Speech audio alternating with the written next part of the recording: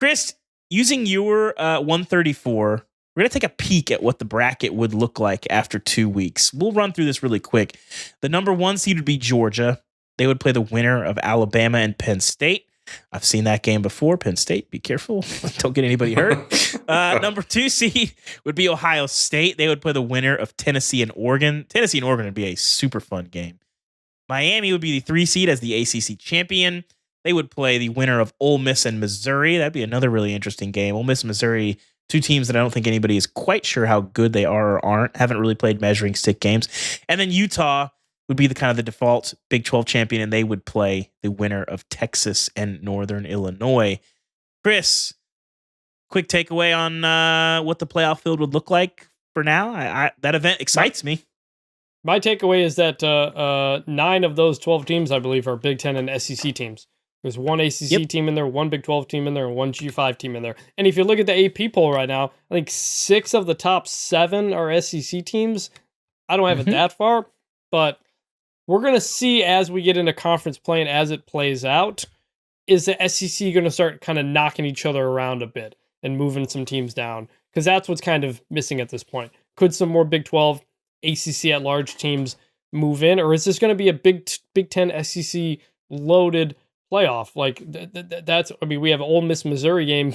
They may play each other this year. I'm not sure. Like that could be a rematch or something like that. So it's early to look at the field and kind of consider what it's going to be, but this is looking at it now is good preparation for what we're going to get, a month and a half from now when the first rankings come out and be like, wow, yeah, there's a lot of Big 10 SEC teams in there. Is that going to be a problem? We'll see.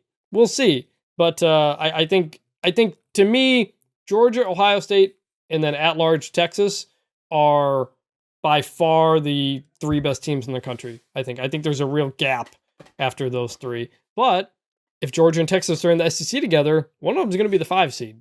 And that does not bode well for the Group of 5 team.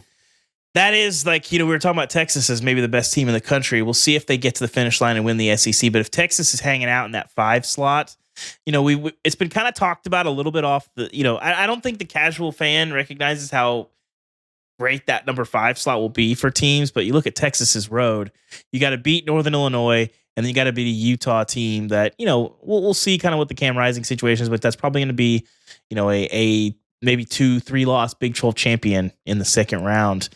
I like that path if I'm Texas.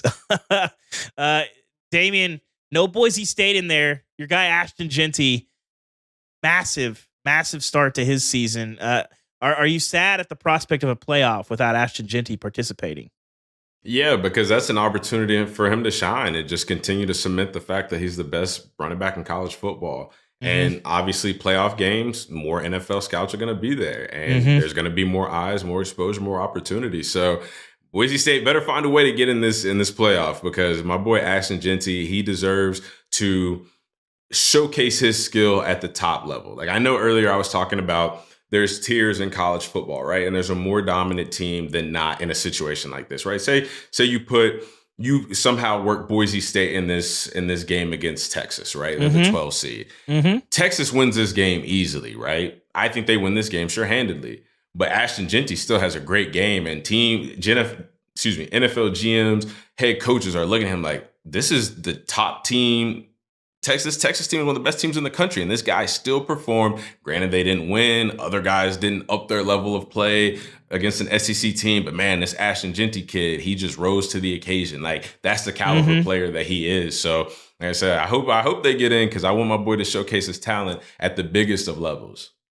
By the way, let's move on. Craziest part of all this, by the way, Ashton Genty is averaging 10 yards per carry on the season through 10 games. Like that is. And they play 2 pretty good teams. Like they're, Oregon is a top 10 team, and Georgia Southern's like solid. He's got 3 runs of 70 yards this season. The rest of the country has about 10 as a whole. 70-yard runs. I said, he's the best back in college football, and I don't think it's close either. He's awesome, man. He was fun to watch last night.